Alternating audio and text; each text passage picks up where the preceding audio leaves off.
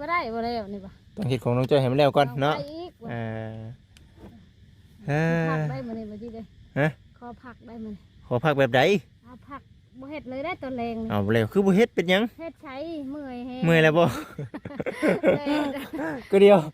วว่ามื้อนี้แฮงบ่เมื่อยแฮงเมื่อยอยู่บ่ซะแดดอะลีโอ้เมื่อยแดดบ่ได้เมื่อยใจอยู่เนาะเมื่อยก็พักผ่อนแล้วพี่น้องเฮ็ดบล็อกอันนี้ประมาณ1,000เนาะ1,000ก้อนเอาเผื่อนี่เด้มันเดืออยู่1,000ก้อนน่ะแต่ว่าเผื่อฮักเพื่อเผื่อฮักเผื่อเพเผื่อเฮาก่อขึ้นน้ำอีกแน่มันเดือเฮาก็ไว้ก่อเฮือนเนาะ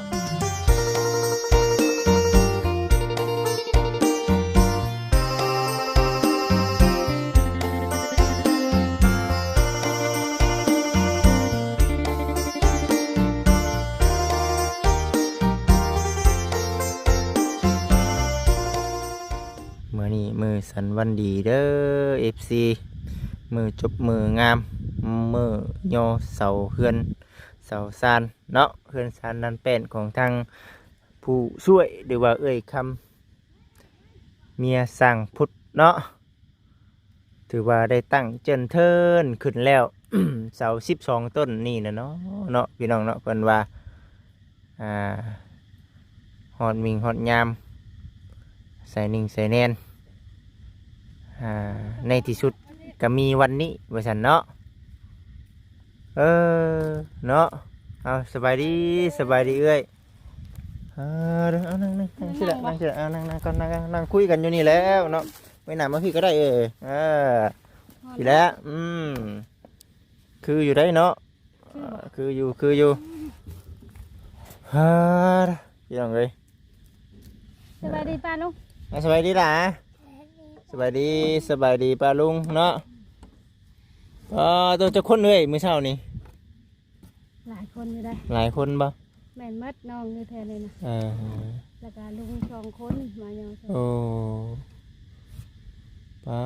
รู้สึกดีไหมลูกโยเสาเฮือนเสาซานขึ้นเนาะก็คือว่าอะไรพี่น้องเอ้ยมื้อเช้านี่เนาะทางบ่จิตเองก็บ่ได้มามื้อเช้านี่กับรถกับลาหั่นแหละตามที่ทั้งได้ไทยให้กับ FC ได้เบิ่งได้ชมเนาะเนาะเอาทักทายสบายดี FC เบิดสุขุสู่คนเด้อพี่น้องเด้อช่างเพิ่นพักผ่อนเพิ่นเข้าห้องน้ำเพิ่นฮอนแฮงฮอนแฮงเนาะอาบน้ำอาบในเด้อว่าซั่นเพิ่นเทกระเปื้อนก่อนก็ยังเข้าห้องน้ำก่อนเพิ่นอีกสลิงอยู่ได้ติฮอนแฮงเนาะฮอนแฮงฮอนมันแบบว่าอยู่น้ำแดดมันมือหลังกินข้าวก็มาถมมานี่อีกว่าเวียงว่าให้เทใช้อีกชอบนึงเพิ่นว่าให้มันหนาแน่ว่าซั่นหนาแน่เพิ่นว่านะก็เลยเอาทุบภูมิเด็ดอันนี้เป็นคอยเห็นกองน้องจ้อยเป็นด้วยบ่ได้บ่แล้วนี่ป่ะต้องเฮ็ดของน้องจ้อยให้มันแล้วก่อนเนาะผักได้มื้อนี้บ่จิเด้ขอผักได้มื้อนี้ขอพักแบบใดเอาผักบ่เฮ็ดเลยได้ตัวแรงนี่เอาแล้วคือบ่เฮ็ดเป็นหยังเฮ็ดใช้เมื่อยแฮงเมื่อยแล้วบ่ก็เดียวว่ามื้อนี้แฮงบ่เมื่อยแฮงเมื่อยอยู่บ่ซะแดดอะลีโอ้เมื่อยแดดบ่ได้เมื่อยใจอยู่เนาะเมื่อยก็พักผ่อนแล้วพี่น้องเห็นได้ขอพักก่อนมื้อนี้ค่ะบัดกระเบื้องเฮือนดอกดาวก็ยังบ่มากระเบื้องอีกบ่ห้องน้ำบ่พอเพิ่นบ่เวียงบ่ให้ตัดเพิ่นให้ใช้เป็นแผ่นเลยใส่บ่พอเพิ่นว่าคันบ่พอก็ค่อยซื้อมาใช้เพิ่นว่าซั่นบ่เพิ่นสิเอาแบบเดียวกันโดยแบบเดียวกันเสียขึ้นให้เพียงกันเลยบ่แล้วเรียนเป็นแผ่นเลยนะบ่ได้ตัดครึ่งนะมันนี่เพิ่นสิเอาขึ้นบ่ได้ขึ้นคุ้งสำคัญบ่ได้ขึ้นมาบ่เพิ่นบอกว่าบ่ให้ช่างพุทธตัดครึ่งคือจะว่าบ่ให้ตัดให้เรียนเป็นแผ่นคือห้องน้ำน้องจ้อยเลยซั่นบ่แผ่นเดียวเรียนกันเลยเพิ่นน่ะเอาซะเนาะสุดแล้วแต่ทั้งผู้รักผู้ใหญ่เพิ่นแล้วซะพี่น้องเอ้ยเนาะบ่จิตเองก็ได้เฮ็ดเนาะส่วนที่ทางเคซีเพิ่นเนาะเพิ่นบอก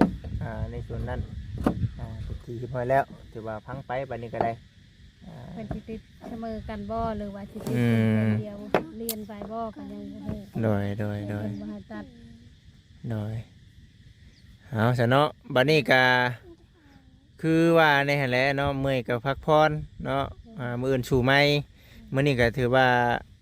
ได้จักงานใช่มื้อนี้จังอยากหยุดนะโดยย่อเช้าแล้วก็ตีนเช้า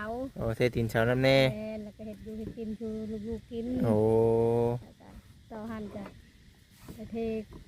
เปื้อนให้ลูกจอยเพิ่น โอ้แสดงว่าหลายเวียกอยู่ซั่นมื้อนี้เนาะเอายาก่อนใส่ก่อนเนาะจงไว้เฮ็ดมื้ออื่นนำหมดเด้นี่เนาะ จังพูดว่าขอบเอาจิตเด้อเพิ่นว่า ขอพักได้ตัวเลง เอ เพิ่นว่า อ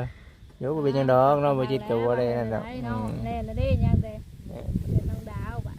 น้ำเจาะบ่ได้จ้ำยังเพิ่นหัก เนาะมีปัญหาอะไรพี่น้องเอ้ยโอ้ยมันน้อง แต่เพิ่นลืมครอบอ้อฉัน มีปัญหาบ้านน้อง เพิ่นไม่ได้คันว่าลืมครอบก็ได้นอนคืนแล้วบ่แล้วเพิ่นบ่นำบ่ถึงน้ำจังเพิ่น เนาะคือเป็นอันนี้พี่น้องเอ้ยเอาอย่าเราพังไปเพิ่นได้จนถ้ามื้อได้มื้อทั่วมันบ่แม่นมื้อมันมื้อนี้เด้ โอ้ยแม่ อืมคือเฮือนเจ้านี่แล้วได้แล้วมื้อมันได้มื้อนี้ได้เนาะได้ย่อนี่เออถือว่าเป็นจังไดก็บ่เวียงเพิ่นสิดำเนินการอีหยังต่อขึ้นไปเอ่ยบัดนี้นะ ยังบ่ทันได้เงินเพิ่นรอยังให้ฟังได้ เออยันว่าเพิ่นได้เคยเว้านํเจ้าแน่หันนะ บ่ได้ยิน โอ้มีแต่เคยเว้านํแต่บ่จิตซะเนาะเอายันบ้าเว้านํเจ้าอีกแบบนึงเว้านํบ่จิตอีกแบบนึงหันนะเพราะว่าทางบ่เวียงเพิ่นก็ว่ามันเบิดงบแล้วเนาะมีแต่ซ้ำนี้ว่าซั่นหั่นนะอืมมีแต่ซ้ำนี้ไปก่อนแล้วว่าซั่นโอ้ยแต่ว่าในเรื่องพุ่นแหละเทคงเทคานไว้แต่ว่าเทคงเทคานยังบ่ทันมีเนาะเทคานก็ยังบ่มี ปูนนั้นปูนเคียยังเหลือ5ชอบ ต้นเขียวนะหาชอบ โดย เทคานเนี่ยพ่อว่าหาชอบด้วยบ่ก็เอวเทคาน บ่พอแล้วเนาะ บ่พอบ่ บ่พอ อืม บ่พอ แต่เฮทรายนี่พ่อ โดยใจบ่พอ จากที่ฮู้ไปพี่น้อง FC เนาะบล็อกนี่ประมาณ1,000เนาะ1,000ก้อน อืม เอาเผื่อนี่เด้มันเดืออยู่1,000ก้อนน่ะแต่ว่าเผื่อ ฮักเพื่อเพื่อ เผื่อฮักเผื่อเพเผื่อเฮาก่อขึ้นนำอีกแน่มันเดือเฮาก็ไว้ก่อเฮือนเนาะคำว่าอยู่ในหลักฟันมันก็บ่ถือว่าเดือทิ่มเนาะ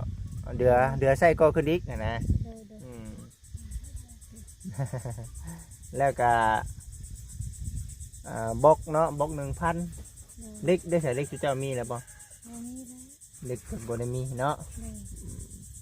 เด็กหลาพี่น้องเอ้ยเนาะเด็กหลาก็บ่ทันมีเรื่องเด็กเรื่อง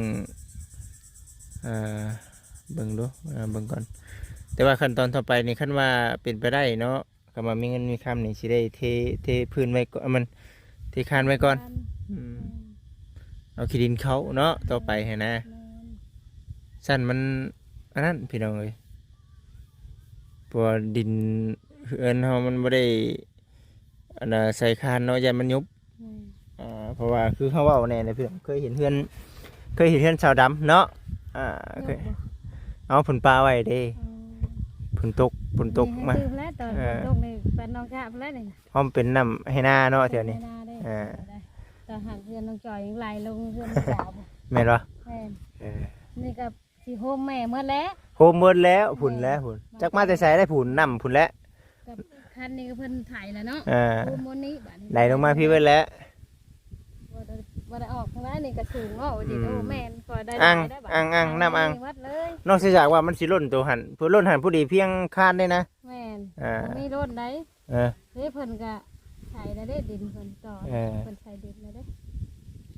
คุณบอกค่าบ่ได้ถมในเมนของเจ้าบ่ดินนะ โดย เออ อย่าเบิ่งร้ายที่เป็นเหลือง เอาแล้ว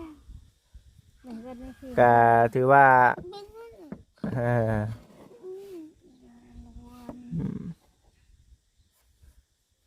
ก็เอวเนาะที่คานไว้เอาดินเข้าพี่น้องเอ้ย น้องก็ได้หัน เป็นน้อง ไว้ตรงยังได้ต่างกัน อืม ลูกก็ให้คลองลูกจอยลงมาอีกตอนนั้นก็ มันบ่มีบ่งเป่งลงเลยเด้พี่น้องเอ้ยเนาะ มีบนเป้ง นอกจากว่าเฮาเอาดินมาถมเดินให้มันเพียงถมเดินให้มันเพียงแล้วมันจังน้ำจังไหลล่วงเลยเนาะถ้าหากว่ามันเป็นอ่างเป็นคุมนี่ย่านอันนั้นเนาะอย่ามันอ่าง ลูกจอยจะหันไหลเฮือนลงเฮือนลูกดาวเนาะก็บ่ได้อังเหมือนของน่ะก็ พังเบิ้งบัดนี้ใกล้ได้ได้พี่น้องเอ้ยเนาะใกล้สิฮอดยามให้ยามนาได้เด้นี่บ่เฮิงเด้ปิดสงกรานต์ไปนี่ก็โอ้ยตกในไหนพี่น้องเอ้ยบัดนี้วิทย์สงกรานต์ไปนี่มันก็ต่างแบบนึงแล้วเนาะจังว่าหาเงินหาคำก็คือยังบ่ทันได้ยังบ่ทันมีก็คือว่าในลงไห้ลงนาอีกเลยเนาะนี่ว่า ไว้อย่างนี้เนาะ มันไวครับ ไว้ ได้ เออเป็นเสาเฮือน12ต้นพี่น้องเอ้ยในเฮือนบ้านชงนี่เพิ่นสิว่าในใดก็บ่เพียงเพิ่นให้แวะเบิ่งได้บ่ชงแบบใดเพิ่นว่าสุพังอยู่บ่บ่อืมสิบ่ต่างกันหยังละวะพี่น้องเอ้ยเนาะเฮือนแบบนี้มันต้องเป็นเฮือนนั่นน่ะโมเดิร์นเนาะเออ แต่เฮือนลูกจ้อยบ่เนาะ เออ เพิ่นว่าว่าชำเฮือนลูกจ้อย แต่เดียวกันเฮือนน้องจ้อยบ่ ใหญ่จังก็ซ้ำกัน จำกันน้อยใหญ่จำกันเนาะ หรือว่าทางนอกมันน้องลูกจ้อยนี่กว้างกว่าว่าลุงแก้วว่า ห้องน่ะจำกันเนาะ โดย แต่ว่าถ้าหากว่ามีเงินเกาะทั้งข้างนั้นข้างนี้น่ะมันสิอันนั้นเนาะอืมมันสิต่างกันพี่น้องเอ้ยเนาะเอาสู้ไปให้ได้เอ้ยเฮ็ดได้ซะเนาะ โดย สู้ไปตอนนี้มันยังบ่ทันได้แล้วเด้อืมฮ้อนเนาะแม่นบ่ล่ะฮ้อนบ่ฮ้อนอยู่บ่ฮ้อนว่าซั่น เงือกๆ นอนใส่ก็ซุมื้อน อนอยู่ดง มันอยู่ป่าอยู่ดงคือเก่า คืนนี้หันฉ่ำว่านอนดงก็บ่ได้นอนดงไปว่านอนอยู่บ้าน1 โมง 2 โมงแล้วพากันออกไปหาเป็ดมา โอ้ เข้ามาอีกว่านี่นาเวลานะเอาไปฮอด เยี่ยม ดงก็สิแจก เกียมบ่ เข้ามาแม่น อืม เราไปหาเอามาหาไก่ไปคอไก่น้ำปลาน้ำลุง อยู่ดงเพิ่นได้เห็น เนาะเฮ็ดอยู่เฮ็ดกินได้สาบานนี่ เห็ดอยู่เฮือนลุงหลาย เฮือนน้องใหม่ โดย บ่เฮือนน้องดาวบ่ บ่มันไก่แน่ว่ะ ไก่เนาะ แม่ดูนี่ก็แน่ว่ะไก่กันว่ะ ครบอยู่บ่เครื่องของเพิ่นประเภทเกลือปลาแดกเป้งนัวหั่นแหละ มาแต่เฮือน ถึงมันเทือนเฮาเอง โดยเพิ่นหมดเกลือเพิ่น โอ้ยเนาะ แปลงนัวกับอันตวปันกันมื้อนั้นแหละขอยขามา เออ บ่ได้ใช้ของเพิ่น บ่ได้ก็เกียมมันน่ะเครื่องของเฮาซื่อแต่ว่าประเภทพวกเตาไฟหม้อแม่นี่ก็เอาน้ำเพิ่น โดย เออ ทานก็ชื่อ ทานบ่ โดย อ่า ชื่อน้ำเพิ่นเพิ่นชื่อมาช่องชอบเพิ่นก็บ่มีเนาะลูกก็บ่มีเด้ อืม เลยเอาน้ำเพิ่นชอบนึง อาศัยคนใกล้นี่แหละพี่น้องเนาะพุ่นขว่ำไปบ้านน้อง แม่นไก่ บ้านน้องอันน่ะหมายบ้านน้องจ้อยชองลังพุ่นเนาะ แม่น คือไปเฮือนน้องดาวก็ได้ หมูกับผัดฮ้อนช่างบัดบ่เมื่อได้เนาะกินน้ำกินนายอยู่พุ่น อืม กินอยู่แท่นี้หั่นนะก็สิอยู่ในละว่า อืม ถามลูกมาเพิ่นก็อยู่ก็อยู่เพิ่น แล้วเนาะอยู่พอมันใกล้ได้ซะก็สิไปเพิ่นมาไกลเพราะว่ามาอัปเดตให้กับ FC ได้เบิ่งก่อนว่าซั่นบ่ได้มาย่อมื้อนั้นมื้อเช้านี้ไปมาเบิ่งก่อนว่าซั่นนะ FC มาช้าก็ดีกว่าบ่มา เนาะ ได้ย่อก็มาเบิ่งก็มีแฮง มาเบิ่งก็มีแฮงบ่ โดย เอ บ่มาว่านํก็มีแฮงนะบ่ย่อกันเพิ่นว่าก็สิให้ย่อดอกให้ถือกล้องเอา ถือกล้องเอาเนาะ แม่ เนาะนั่นใครดอกเสียพี่น้องเลยเนาะ เอาเพิ่นได้จ้ะเนาะ เออ มีผู้ยืนเว้ายืนว่าก็มีแฮงไปนิดนึงอีได้มีแฮงนำน้องเชละจ้ะเพิ่นมาเว้ามาว่านํ บ่ว่าน้ำบ่ไปครับ โดยแบบพรีย่อแล้วพรีบ่เวียงกับมาบาดนี่ย่อแล้วผู้สาวแน่ว่า เอามาเวียงมาบ่ทัน โดย หันหน้าบ่เวียงยังมาบ่ทันอยู่เนาะ เอามาทันได้ แต่ว่าเอาคงกินน้ำเพิ่นนั่นแหละ โดย อย่าลอกใครแน่เด้ล่ะ ก็ชื่อเป็ด2โต อ๋อ คิดว่าบ่มีเด้ทำจากว่าลงไก่เนาะ แม่นก็เลยบ่จิตเองก็เอาเงินให้บ่เวียง โดย ซื้อลาบ แม่ ซื้อประเภทพวกเอามันซื้อซีนซะบ่ได้กันเนาะ แล้วก็รับเป็ด2โตกับรับซีนเจ้า โอ้ แล้วก็บ่ได้กินข้าวเที่ยงเลย11 โมง ยังบ่ได้กินบ่เด้นี่ เอ้าคำกินข้าวตอน11 12 โมงนี่ข้าว เอ้ย เช้า ข้าวเช้าบ่น่ะ แม่นมาแล้วก็ย่อนี่แต่เช้า โอ้ย เพิ่นยันเพิ่นสวยเพิ่นว่ะ กึบแห้งอีดีเนาะ แม่นแล้วก็ เมา ฮ็ดแล้วแล้วก็ เมาแห้งอีดีเนาะ กินข้าวแล้วก็เอาบะเวียงเอาซีนมาแล้วก็หาเนื้อมาแล้วก็เฮ็ดลาบกินพากันกินหมดหมู่ก่อนน้องดาวยังกินหมดแล้วก็วนไปตึกป่าค่อยมาสิเอิ้นมาให้ไปเป็นป้ายฮอดพุ่นแล้วอ้าวไปแล้วว่ะมันตากแดดแล้วบัดนี้ อืม วันนี้ก็ตากแดดขุดลุมน้ำพอ ปวดแห้งแล้วติ มันนี่ไปตากแดดคลองแห่บัด อืม มันตากแดดบัดอาบน้ำเนาะ พี่น้องเอ้ย คลอง เนาะ แห่โอ้ยโหเป็นละว่าน้ำก็บ่ทัน แดด เชื่อมได้ แดด พอแห่จะได้หนักลงน้ำจะได้นั่น น้องดาวบ่ แม่ตอนแรกมานั่งจะพากันลงน้องลูกแก้วได้ปลาน้อยปุระโต อ๋ออยู่จะได้ปลาใหญ่ยังได้ปลาน้อยอยู่ น้อยได้ชุดใส่มองใหญ่แน่ เออ เพิ่นแก่มองประชามฮอดชามนี่จ้ะ ท่านน่ะ น้องใหญ่มีปลาบ่ดอกเนาะ มีอยู่กับข้าวกับเพิ่นกะเด็ดชิ้นหมูเจ้ากันยังชิ้นกระทูเจ้ากันยังพากันไปลงหนองโอ้ลงใส่นอกจาก เอาเปลี่ยนดิเปลี่ยนอาหารเนาะไปซะเอ้ยเดี๋ยวเลาะเบิ่งก่อนเนาะพี่น้อง FC ยังบ่ได้เลาะเบิ่งเด้เดี๋ยวสิเลาะเบิ่งก่อนว่ามันเป็นจังได๋ว่าซั่นนะเลาะนี่ก็เดี๋ยวบ่จิตก็สิได้มื้อเด้อเอ้ย แม่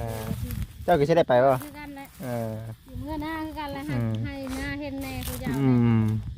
เพราะว่าสิได้ลงไปเอาสิ้นหมูอยู่พุ่นแลรัก35แข่งนะบ่อันนี้เนาะเทจากตอนเช้าเลยมันบ่ ตอนเที่ยงนี่ ตอนเที่ยงนี้ ตอนเช้านี่ มันเป็นปูนแดงบ่เอ้ยนี่ โดย ก็ปูนแดงน่ะแข็งไว้เนาะนี่เด้โอ้แข็งแล้วนี่คุณนึกประมาณเท่าไหร่ 70เซนบ่คุณ 70บ่ประมาณแขนหนึ่งนะเนาะบ่ฮอดแขนบ่ คุณนักพากันเอาขี้ดินลงอีกบ่ น่ะเนาะ มีดาวเพิ่นโอ้ยแม่บ่ได้ไปนี่เอาขี้ดินลงอีกหน่อยนึง แข็งเบิดแล้วสั่นพี่น้องเอ้ยเนาะแข็งเบิดแล้วมีแต่ผู้แลเนาะยังบ่ได้เฮ็ดฮอดขั้นตอนใดเด้อพี่น้องเด้อเพราะว่าหนึ่งมาคือในเรื่องงบประมาณนี่คือทางผู้ช่วยเพิ่นเนาะเพิ่นก็บ่มีเงินมีคำสิป้าไว้บัดมันบัดมันอยากแตกเคิบนำแน่พี่น้องเอ้ยเนาะก็เลยเอาขึ้นตั้งไว้เนาะพอได้หมายพอกไว้พอได้เดียวมาหาเดินเต็งก็พอมีแห้งแน่ พอได้ลุกแน่เนาะ พอได้ลุกแน่ นอนอยู่ยามใดก็โอ้บ่ตื่นดึกเถื่อบ่ พอได้ก้าวหน้าก้าวตาขึ้นน้ำหนึ่งแน่เนาะ บ่ดีใจแล้วบัดนี้ใจแห้งว่าได้ยอแล้วดีใจ ได้ยอเลยติ ว่าย่านได้ฮักเด้อ ยันทักแต่เพ่ ขึ้นไปคอมาเนาะ โอ้ยว่ะเพิ่นชื่อให้แล้วก็ยังเฮ็ดฮักเฮ็ดหยังบ่ว่าในช่างผู้เด้ยนั่นแหละได้เงินค่าแห้งเฮ็ดบ้านน้องดาวอันลูกดาวเพิ่นล่ะไอ้คือปูนมาทอ เห็นเป็นหยังดิ แม่ตั้งไว้แบบนี้ว่า โดยไปซะเด้อเด้อสู้ขอให้พุ่นละตามลูกตามเต้าให้ทันได้เนาะ โดย เอาลูกเต้าเพิ่นสิได้พากันขึ้นเฮือนขึ้นชานเบิดได้ เนาะ แม่นสงกรานต์น้องดาแม่นบ่ เพิ่นว่าในทางดอกเพิ่นปูกระเบื้องให้ทันสงกรานต์ เอาสุดแล้วแต่เพิ่นเนาะสิว่าเฮ็ดจังใดก็มักเฮ็ดจังใดก็เฮ็ดเอานี่ก็ถือว่าเอามาอัปเดตให้กับ FC ได้เบิ่งก่อนว่าซั่นเดี๋ยวสิว่าโอ้ยมาก็คือบ่มาเยี่ยมมายามแท้ว่าซั่นเด้เนาะไม่หยัง มีจำก้อน มาว่านำก็ดีใจนะเนาะค่ะ นี่คือปัจจุบันนี่คือ FC เคยเห็นนั่นแหละเนาะมีส่วนมากเนาะจะมีบ่เวียงกับบ่จิตเนาะแล้วก็น้องก็จะเป็นทั้งบ่คำกับบ่สิงนาเพิ่นคายเวียกเพิ่นก็บ่ได้มาแต่ก็หลักๆเลยก็ไปนำกันนั่นน่ะ 2-3 คนนี่แหละกับบ่จิตกับบ่คำบ่สิงนาก็ได้บ่เวียงใช้เพิ่นขี่รถจักรมาก่อนว่าซั่นแต่ว่ารับหน้าที่เป็นสะพานบุญให้กับทั้งผู้รักผู้ใหญ่เพิ่นหลักๆเลยก็มีแต่บ่จิตกับบ่เวียงเนาะช่วยกันพี่น้องเอ้ยเนาะบ่เวียงเพิ่นก็ว่าโอ้ยบ่จิตเอ้ยบ่ซั่นเนาะช่วยถ่ายคลิปนี่เด้อเทื่อทางมีผู้ใจดีผู้ใจบุญเพิ่นอยากสมทบร่วมทำบุญโตเติมกันไปบ่ซั่นน่ะนะก็เลยว่าเอ้ามาถามไทยทางทำเพิ่นก่อนทางเทื่อทางที่แบบว่าเอ้าพอผู้รักผู้ใหญ่เพิ่นเห็นอันนี้มันบ่พอเด็กๆน้อยๆบ่จะตื่มกันไปซะแบบนี้นะเอ้ยพุ่นน่ะเดี๋ยวมื้อหน้ามื้อในเด้อสิมาเยี่ยมมายามอีกเลยมื้อนี้เดี๋ยวสิไปเอาเนื้อหมูต่อก่อนนะโอเคสบายดี สบายดีไหมลูก สบายดีโอ้ยเนาะสีประมาณนี้แล้วสัน FC ทุกท่านวันนี้บ่จิตเองก็ได้เนาะมาถ่ายบรรยากาศให้กับ FC ได้เบิ่งได้ชมได้ฮู้ได้เห็นได้เบิ่งได้พิจารณาเบิ่งเนาะคอมเมนต์กันเข้ามา FC เอ้ยเนาะสิได้ขอตัวจบคลิปก่อนเด้อเนาะสบายดีพี่น้องเอ้ยเนาะ